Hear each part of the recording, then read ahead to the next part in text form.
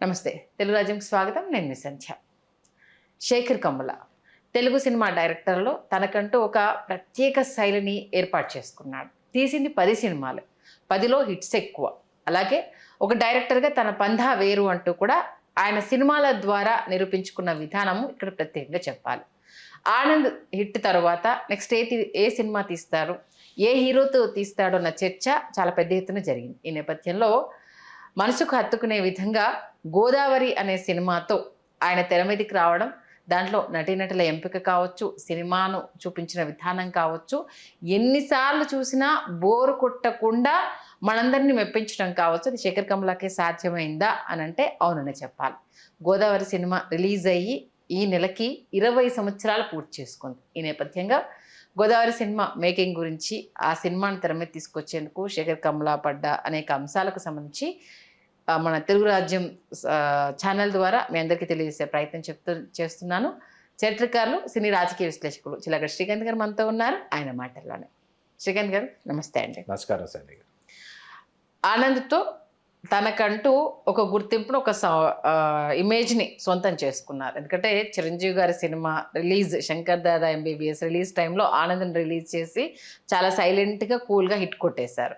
ఆ టైంలో పవన్ కళ్యాణ్ గారిని రీచ్ అవ్వాలి అనేసి ప్రయత్నాలు చేశారంటూ మనం మాట్లాడుకోవడం. ఈ నేపథ్యంలో మరి గోదావరి సినిమా కాన్సెప్ట్ ఆయన మధ్యలో ఎలా క్రియేట్ అయింది, ఎవరెవరిని అప్రోచ్ అయ్యారు, సుమంత్ గారి దగ్గర ఎలా ఆగింది, దాని గురించి. వాస్తవంగా ఆనంద్ సినిమా షూటింగ్ జరుగుతున్నప్పుడు మధ్యాహ్నం భోజనాల వేళ కమలిని ముఖర్జీతో నీకు గోదావరి గురించి తెలుసా అని అడిగారంటే, అంటే అది బిగ్ రివర్ కదా అందంట ఆవిడ.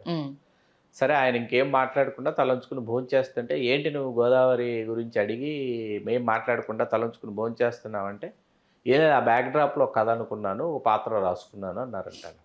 చెప్పవా చెప్పవా చెప్పవా అని ఆవిడ బతిమాలేటప్పటికీ ఆయన కొన్ని సన్నివేశాలు హీరోయిన్ క్యారెక్టరేషన్ చెప్తే ఆవిడ విపరీతంగా నచ్చేసి, నన్ను దృష్టిలో పెట్టుకొని రాసావు కదా, తప్పకుండా ఈ పాత్ర నేనే చేస్తుంటే, నేనేం నిన్ను దృష్టిలో పెట్టుకొని రాయలేదు, రాసుకున్నాను అంతే, ఎవరికి రాసి పెట్టిందా ఈ పాత్ర అంటే ఆవిడ కొంచెం చిన్నబుచ్చుకున్నారు. అక్కడతో పరిసమాప్తి అయిపోయిన తర్వాత ఆయనకేంటంటే, ఆనంద్ విడుదలైపోయిన తర్వాత అందరూ ఆనంద్ లాంటి సినిమా తీసి పెట్టమని అందరూ అడుగుతున్నారు నిర్మాతలు. కాకపోతే జీవీజీ రాజు గారు తొలి ప్రేమ తీసిన నిర్మాతే గోదావరి నిర్మాత, కానీ తొలి ప్రేమ సినిమా తీసిన నిర్మాతే గోదావరి నిర్మాత. ఆయన జీవీజీ రాజు గారు మీకు ఇష్టం వచ్చిన సినిమా మీకు నచ్చినట్టు తీయండి అని స్వేచ్ఛ ఇచ్చాడు. ఆయన ఇచ్చేటప్పటికి అప్పుడు ఈ గోదావరి గురించి ఆలోచించడం మొదలుపెట్టాడు. ఆయనకు అందాల రాముడు అప్పటికి 33 ఏళ్ళు అయింది వచ్చి, అందాల రాముడు సినిమా అప్పటికి వచ్చి. అందాల రాముడు సినిమా విపరీతంగా ఈయనని ప్రభావితం చేసింది. అందాల రాముడిలాగా తీయాలి, బాపు గారు రమణ గారు చేసినటువంటి అందాల రాముడు లాంటి సినిమా తీయాలి. కాకపోతే ఏంటంటే ఆ సినిమా పోలిక ఖచ్చితంగా వస్తుంది, చెడ్డపేరు మాత్రం నాగేశ్వరరావు గారు చెడ్డపేరు మాత్రం తెచ్చుకోకూడదు అని అనుకుని ప్రారంభించినటువంటి సినిమా గోదావరి. కాకపోతే ఏంటంటే నేను మళ్ళీ పవన్ కళ్యాణ్ గారు, మళ్ళీ మహేష్ బాబు గారి కోసం మళ్ళీ ఫిలిం మేకర్ చుట్టూ తిరిగాడు. ఓకే, అక్కడ జరిగింది. మళ్ళీ తిరిగి ఆయనకు అర్థమయ్యి ఇట్లా కాదని చెప్పేసి ఫైనల్లీ అందాల రాముడి మనవడు ఎవరైతే ఉన్నారో సుమంత్ దగ్గర ల్యాండ్ అయింది ఫైనల్గా.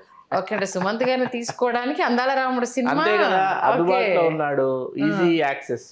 వెళ్ళి కథ చెప్పిన తర్వాత ఆయన ఎగిరి గంతేసాడు. ఎందుకంటే తాతగారు ఇలాంటి సినిమాలో చేశారు, అట్లాంటి కథ వెతుక్కుంటూ రావడం అనేటప్పటికీ సుమంత్ గారికి బాగా నచ్చింది. అందులో ఆయన నాకు చాలా నచ్చింది ఏంటంటే, ఫస్ట్ మార్నింగ్ షో చూసా ప్రసాద్ మల్టీప్లెక్స్లో 2006 మే 19, ఇప్పటికీ గుర్తుంది. ఆ రోజు 2 సినిమాలు విడుదల. మధ్యాహ్నం మ్యాట్నీకి ఒక విచిత్రం, మన తేజ గారి డైరెక్షన్లో ఆది పినిశెట్టి పరిచయ చిత్రం, దాసనారాయణ గారు ప్రొడ్యూసర్, 2 ఒకే రోజు రిలీజు. మార్నింగ్ షో గోదావరి, మధ్యాహ్నం అది తీసుకున్నాను నేను. ఓకే, భరణి గారు ఇందులో ఉన్నారు, భరణి గారు అందులో అన్నారు. తనికెళ్ళ భరణి గారు వచ్చి ఇంటర్వెల్లో ఒకరికొకరు ఎదురుపడ్డాం. భరణి గారు ఒక విచిత్రం ఫస్ట్ మార్నింగ్ షో చూస్తున్నారు. అదేంటి ఒక విచిత్రం అదే ఒక విచిత్రం అంటే, అదేంటి సార్ ఇందులో చాలా బాగుంది మీ క్యారెక్టరు, ఫస్ట్ ఈ సినిమాకి వస్తారనుకుంటే ఆ సినిమాకి వెళ్ళారు ఏంటంటే, అందులో మ్యూజిక్ డైరెక్టర్ క్యారెక్టర్. అవును, చాలా ఎక్స్పెక్టేషన్స్ పెట్టుకుని Teja back to back Bharani గారికి వేషాలు ఇస్తున్నారు కదా, చాలా ఎక్స్పెక్టేషన్స్ పెట్టుకుని ఒక విచిత్రం ఫస్ట్ మార్నింగ్ షో వెళ్ళాడు. ఆ మధ్యాహ్నం అదే ఆ సినిమాకి వస్తున్నాడు అన్నాడు ఆయన. మీకు క్వశ్చన్ తెలుసా, మార్నింగ్ షో గోదావరి చూసి కిందకి వెళ్ళి భోంచేసి ప్రసాద్ మల్టీప్లెక్స్లో మధ్యాహ్నం ఒక విచిత్రం చూసి సాయంత్రం ఇంటికి వెళ్ళి కాసేపు పడుకొని మళ్ళీ లేచి ఫ్రెష్ అయ్యి మళ్ళా సాయంత్రం కోదండరాం రెడ్డి గారిని తీసుకుని గోదావరి సెకండ్ షో అనమాట. ఓకే. ఒకే రోజు మళ్ళీ అంటే రెండోసారి ఏ సినిమా ఆయన అడిగారు 2 సినిమాల్లో ఏది బాగుంది అంటే నేనన్నా సరే గోదావరి చాలా బాగుంది, గోదావరికి వెళ్దామని గోదావరికి వెళ్ళాం. బాగా గుర్తుంది ఇప్పటికి. అందులో నాకు సినిమా చూస్తున్నప్పుడు నాకు బాగా నచ్చింది ఏంటంటే హీరో రాజకీయ పార్టీ ఆఫీసుల్లో చేరాలి, రాజకీయ పార్టీల్లో చేరి నాయకుడు అవ్వాలని తిరుగుతూ ఉంటాడు. అవును. దానికి ఈయన టీం మెంబర్స్ ఉంటారు, శేఖర్ గారి టీం మెంబర్. వీళ్ళందరినీ అన్ని పొలిటికల్ పార్టీస్ ఆఫీసుకి పంపించేసి మీ ఎక్స్పీరియన్సెస్ చెప్పడానికి కూర్చొని రాసుకుని అవి సీన్స్ రాసుకున్నారు. చాలా అద్భుతంగా చేశారు. ఇక్కడ హీరోయిన్ కోసం చాలా ప్రయత్నించారు. కమలిని ముఖర్జీ గారు కాదు, హీరోయిన్ కోసం చాలా ప్రయత్నం జరిగింది. జరిగిన తర్వాత ఏంటంటే టీం మెంబర్సే అన్నారు ఎవరి కోసం ఇప్పుడు తిరిగి వాళ్ళకి క్యారెక్టర్ని అర్థమయ్యేలాగా చెప్పి ఇబ్బంది అవుతుంది, అలవాటు అయింది కాబట్టి కమలిని ముఖర్జీని తీసుకుందాం, తనైతే వెంటనే అర్థం చేసుకుంటుందని కమలిని పిలిపిస్తే కమలిని వచ్చి చూసి తిరిగి నా దగ్గరికి వచ్చావు నాకు ఎక్స్ప్రెషన్ ఇచ్చిందంట. ఓకే. ఇచ్చిన తర్వాత ఆయన ఏమి పట్టించుకోకుండా మొత్తం మిగతా స్క్రిప్ట్ అంతా నెరేట్ చేసి వేటూరు గారికి కథ అంతా చెప్పి వేటూరు గారితో ఈయన ఒకటే మాట చెప్పారు, సార్ మీరు ఏమి రాస్తారో మీ ఇష్టం, కథ చెప్పేశా, సిచ్యుయేషన్స్ చెప్పేశాను, ఈ సందర్భాలకు అనుగుణంగా మీరు ఏమి రాసిచ్చినా నేను తీసుకుంటానంటే వేటూరు గారు మహదానందంగా ఆయన ఎప్పుడు రాశారు ఎప్పుడు పూర్తి అయిపోయి అలా పూర్తి చేసి ఇచ్చేశారు పాటలు. ఓకే. నిజంగా అసలు ఉప్పొంగిలే గోదావరి ఊగానులే చేలవరి ఎలాంటి పాటలండి. రాదారిలో అద్భుతమైన పాటలు కదా, చీనాంబరి నీలాంబరి ఆయన చేసినటువంటి పదప్రయోగాలు కానీ అద్భుతం కదా అసలు.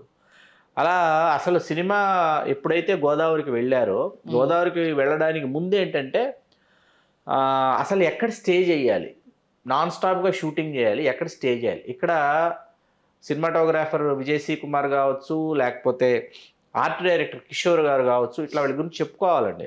మీకు 2 లాంచీలు, 12 బోట్లు, 200 మంది యూనిట్ సభ్యులండి. వీళ్ళందరూ ఏంటంటే ఎక్కడైతే గోదావరి మీద చెయ్యాలి కాబట్టి పరిసర ప్రాంతాల్లో ఉన్నటువంటి గ్రామాల్లోనే వీళ్ళు ఆగాలి. మీకు అర్థమైంది కదా, పరిసర ప్రాంతాల్లో ఉన్నటువంటి గ్రామాల్లోనే స్టే చేయాలి. అలా స్టే తీసుకుంటూ వెళ్ళారు. ఒకరోజు షూటింగ్ రాత్రి జరుగుతుంది, ఉదయం 3 గంటలకు లేస్తే రాత్రి 10 గంటలు, ఒక 3-4 గంటలు పడుకొని మళ్ళీ స్టార్ట్ చేసేవాళ్ళు. మీకు వర్షాల వల్ల ఆగిపోవటం, రాత్రి 2 గంటలకు ఫోన్ వచ్చిందంట, ఎవర్రా ఏంటి ఈ టైంలో ఫోన్ అని చూస్తే కమలిని ముఖర్జీ వాళ్ళ అమ్మ నాన్న ఫోన్ చేసి క్లాస్ పీకడం మొదలెట్టారు. అమ్మాయికి స్టే ఏంటి, చెత్త రూమ్ ఇచ్చారంట, అసలు ఏంటి అర్ధరాత్రి లేదు అపరాత్రి లేదు, సెక్యూరిటీ లేదు, లైఫ్ జాకెట్స్ లేవంట, ఎట్లా చేస్తున్నారు షూటింగ్ అంటే ఆయన ఏదో సర్ది చెప్పి పడుకుని టైటానిక్ షిప్లో ఏమన్నా వెళ్తున్నావా మనం అన్ని జాగ్రత్తలు తీసుకోవడానికి, అంతే కదా, తీసుకుంటూ వెళ్ళిపోవాల్సింది. అలా మొండిగా ముందుకెళ్ళారండి శేఖర్ కమ్ముల గారు. ఇందులో అందంగా లేనా అసలేం బాగాలేను ఆ పాట ఈయన ఎప్పుడు తీస్తాడని యూనిట్ మొత్తం వెయిటింగ్ అనమాట. ఓకే. ఎందుకంటే కొంచెం అది జాగ్రత్తగా తీయాల్సినటువంటి పాట, ఎక్స్పోజ్ చేయాలి హీరోయిన్ కవ్వించాలి, హీరోని రారమ్మని పిలవాలి, ఎంత ఉంది ఆ పాటలో. అంటే అదొకటి ఏంటంటే అంతకుముందు సిచ్యువేషన్ లో మరదలు అందంగా ఉంది, ఈయనతో అందంగా ఉన్నానా లేనా చెప్పించుకోవాలన్న తప్పన, చాలా జాగ్రత్త. అక్కడ నుంచి నడుచుకుంటూ రాగానే రాముడు గారు ఏమన్నా గుర్తొచ్చిందా అనేసి ఆయన చెప్పడు, ఆయనతో చెప్పించారని కవ్వింపు అసలు అద్భుతంగా తీశారు. నెలలో చాలా అద్భుతంగా గోదావరి సుక్తి నెలలో చాలా బాగా తీశారు, అద్భుతంగా తెరకెక్కించారు, నో డౌట్ ఎట్ ఆల్. వీళ్ళ కజిన్ ఒక ఆవిడ కుక్కకి కోటేశ్వరం అని పేరు పెట్టుకుందంట, అందుకని ఈయన కుక్కకి కోటిగాడు అని పేరు పెట్టాడు. పెట్టి ఆయనే డబ్బింగ్, ఆయన వేణుమాధవ్ గాని అలీగని చెప్పాలని అలా చెప్పించాలని చూసి ఆలోచించి వాళ్ళు దొరకట్లా, బిజీగా ఉన్నారు. అందుకని ఈయన డబ్బింగ్ చెప్పేశాడు. 4 కోట్లు అనుకున్న బడ్జెట్ కాస్త 7 కోట్లు అయిందండి. 7 కోట్లు అయింది. 7 కోట్లు అయినా కూడా సేఫ్ జోన్లోకి వచ్చేసారు. మే 19 హాయిగా చల్లగా విడుదల చేశారు, సేఫ్ జోన్లోకి వచ్చారు. ముళ్ళపూడి వెంకటరమణ గారి సినిమా చూసి చాలా హాయిగా ఉందన్నారు ఆయన. అంతకు మించిన కితాబ్ ఏముంటుంది శేఖర్ కమ్ముల గారికి. అట్లా బాగుంటుంది, చాలా బాగుంటుంది. మళ్ళీ ఇవాళ మనం ఒక మధ్యాహ్నం పూట అలా తెలియకుండా కూర్చున్నా కూడా చాలా బాగుంటుంది, హాయిగా వెళ్ళిపోతుంది. అంటే లీనమైపోతాం మనకు తెలియకుండా. అంటే ఫాదర్ డాటరు ఎదుగుతున్న కూతుర్ని ఇప్పుడు సమాజం బాగాలేదు, జరిగిన ఇబ్బందులు అనేసి, అంటే ఎందుకు నేను ఎదగకూడదు అనేసి అని, ఒక వయసు వచ్చాక పెళ్లి చేయాలనుకున్నప్పుడు సంబంధాలు వెతికినప్పుడు ఎలా ఉంటుంది అని నువ్వు తండ్రివి, నీకు నవ్వే రైట్ లేదు, నువ్వు నాకు సపోర్ట్ చేయాలన్న ఆ చిన్న కాన్వర్జేషను, ఆ తర్వాత కాదని లాంచ్ ప్రయాణము, ఆ లాంచ్లో మళ్ళీ 2 రకాల స్టోరీలు రన్ అవ్వడం. ఇండివిజువాలిటీ అండి, హీరోయిన్ ఇండివిజువాలిటీ చాలా బాగుంటుంది సినిమాలో. అంటే ఒక అమ్మాయి కన్ఫ్యూజన్లో పేరెంట్స్ మాట ఎలా ఉంటుంది, ఇండివిజువల్గా తను ఎదగాలనుకున్నప్పుడు తన నిర్ణయానికి తను ఎలా కట్టుబడి ఉంటుందన్న 2 డైమెన్షన్స్ చాలా అద్భుతంగా చూపించిన విధానము. ఒక రాజకీయ నాయకుడికి వాయిస్ ఉండాలి, ఒకసారి జిందాబాద్ అనే ఆ డైలాగ్ అందులో చూపించిన బాగా చేశారు, చాలా బాగా చేశారు. మైన్యూట్ డీటెయిల్స్ దాంట్లో నాకు వాడి పాత్ర చాలా ఇష్టం. కోటిగాడితో పాటు పిల్లాడు ఉంటాడు, అవును, వాడి పాత్ర నాకు చాలా ఇష్టం. ఎందుకంటే వాడికి ట్రెజర్, వాడు నష్టపోయి వచ్చి ఉంటాడు కదా, ఆ ట్రెజర్ వాడికే దొరుకుతుంది, వాడికే దొరకాలని మనం కోరుకుంటాం. అవును, అందరూ అంటే పేదవాడి విజయం ఎప్పుడు ఏంటంటే ప్రేక్షకుడికి ఎప్పుడు థియేటర్లో ఆనందాన్ని కలిగిస్తుంది. ఎందుకంటే కామన్ మ్యాన్ వాళ్ళే ఉంటారు థియేటర్లో, ఎక్కువ మంది ఆడిటోరియంలో వాళ్ళే ఉంటారు కాబట్టి వాడి తాలూకు విజయాన్ని వీళ్ళు, ఆ మాధుర్యాన్ని వీళ్ళు ఆస్వాదిస్తారు అనమాట. అంటే ఇక్కడ చిన్న కన్వీనియన్స్ పాయింట్ ఏంటంటే వాళ్ళ ఫ్యామిలీ వల్ల జరిగిన నష్టం కాబట్టి వాళ్ళతో వెళ్తున్నప్పుడు అది ఫుల్ఫిల్ అయ్యింది అనేసి. అంటే భగవంతుడు ఒక దగ్గర నష్టం చేకూర్చినా ఇంకో దగ్గర మనకి దారి చూపిస్తాడన్న ఒక పాయింట్ని చాలా నీట్గా కన్విన్స్ చేశారు. దానికి హీరో హీరోయిన్ల పాత్రల ఔన్నత్యం, అంటే ఆయన పొలిటికల్గా ఎదగాలనుకున్నప్పుడు ఎలా సాయం చేయాలనుకుంటున్నారు, అరే మనకు దొరకంది మన పక్కవాడికి దొరికినప్పుడు ఆ సంతోషం ఎలా ఉంటుందని చిన్న చిన్న పాయింట్స్ని భలే లాజికల్గా చూపించిన విధానం. గోదావరిని ఇప్పటిదాకా తెలుగు తెర మీద అందంగా అద్భుతంగా ఆవిష్కరించినటువంటి దర్శకుల్లో బాపు గారు, వంశీ గారు, వీళ్ళు ప్రథమ వరుసలో ప్రథమ స్థానం వీళ్ళిద్దరికి ఇవ్వాల్సి వస్తుంది. చాలా సినిమాలు, ఆపద్బాంధవుడు, తర్వాత బంగారు బుల్లోడు, ఇవన్నీ తీసినప్పటికీ ఆ నేపథ్యంలో, పూడిపల్లి ఆ నేపథ్యంలో ఈ పాపికొండలకు సంబంధించింది. ఆ పూడిపల్లి మునిగిపోయింది, ఇప్పుడు లేదు. మనం ఇవాళ పాపికొండలు మనం ప్రయాణం చేస్తే మనకి చూపిస్తారు, మునిగిపోయినటువంటి పూడిపల్లిని చూపిస్తారు. చిరంజీవి గారి సినిమా షూటింగ్, ఆపద్బాంధవుడు అక్కడే, బంగారు బుల్లోడు అక్కడే, రెండు అక్కడే జరిగాయి. ఇక్కడికి వచ్చేటప్పటికి ఏంటంటే ఈ సినిమా చూసిన తర్వాత, గోదావరి వచ్చిన తర్వాత ఏంటంటే అప్పుడు వంశీ గారికి పునకాలు వచ్చి ఆయన గోపి గోపిక గోదావరి తీశారు ఆయన. ఓకే, దాని గురించి ఇంకొక విశ్లేషణ చేద్దాం, గోపి గోపిక గోదావరి గురించి. అలా అందాల రాముడు ఏంటంటే వాళ్ళకి ఆలోచన రావటం, లాంచి అంటే వాళ్ళ జీవితంలో నుంచి వచ్చిందండి ఆలోచన వాళ్ళకి. ఇప్పుడు బాపు గారు, రమణ గారు ఏం చేసేవాళ్ళు అంటే, మీకు మనం ఇంతకుముందు మాట్లాడుకున్నాం లేదు తెలీదు, వీళ్ళు కథ పూర్తవ్వాలి, కథ పూర్తిగా రాయాలి, కథా చర్చలు జరగాలి, రమణ గారు కూర్చుని సంభాషణలు రాసుకోవాలంటే వీళ్ళు ఇలా లాంచీ ఎక్కి వెళ్ళిపోయేవాళ్ళు. లాంచీ కట్టించుకుని వెళ్ళిపోయేవాళ్ళు. ఓకే, లాంచీ కట్టించుకొని ఆ లాంచీ మీద వీళ్ళు ప్రయాణం చేస్తా, కథా చర్చలు చేసుకుంటా, ఇష్టం వచ్చిన చోట ఆపుకుంటా, అక్కడ దొరికేటటువంటి కూరగాయలు కావచ్చు, ధాన్యాలు కావచ్చు, అవి తెప్పించుకొని వంటలు వండించుకుంటా అట్లా మళ్ళీ తిరిగి వచ్చేలోపు కథా సంభాషణలు అన్నీ పూర్తి అయిపోయి వచ్చేసాయన్నమాట. ఆ ప్రయాణంలో నుంచి లాంచీ మీదే సినిమా చేస్తే ఎట్లా ఉంటుందన్న ఆలోచన అలా వచ్చింది వాళ్ళకి. వచ్చి అందాలు రావడం, అందుకే పేదవాడి లాంచి గొప్పవాడి లాంచి అనేటటువంటి ఆ డిఫరెన్సెస్ ఎప్పుడైతే క్రియేట్ అవుతాయో ఒక అద్భుతం ఆవిష్కారం అయింది. ఫస్ట్ రన్ కంటే సెకండ్ రన్ చాలా పెద్ద హిట్ అందాలు రావడం. ఫస్ట్ రన్ ఎవరికి అర్థం కాల, టూ క్లాసీగా ఫీల్ అయ్యారు. పాటలు అద్భుతం, టైటిల్స్ దగ్గర నుంచి ప్రేక్షకుడిని లీనం చేసేసుకునే సినిమా అందాలు రావడం. కాకపోతే అంత క్లాసు పిక్చరైజేషన్, అంత ఇది వెరీ ఫస్ట్ టైం ఫస్ట్ రిలీజ్లో అర్థం అవ్వలేదు ఆడియన్స్కి. సెకండ్ రిలీజ్ బాగా అక్కడి నుంచి చాలా బాగా ఆడింది సెకండ్ రిలీజ్ నుంచి. ఆ తర్వాత ఎప్పుడు ఎక్కడ అందాల రాముడు వచ్చినా ప్రేక్షకులు వెళ్ళి అందాల రాముడిని ఆదరించి ఆశీర్వదించి వచ్చేవాడు. అందాల రాముడి స్ఫూర్తితో గోదావరిని చూసి గోపి గోపిక గోదావరి, వంశీ గారు, దాని గురించి ఒకరోజు విశ్లేషణ చేస్తాం.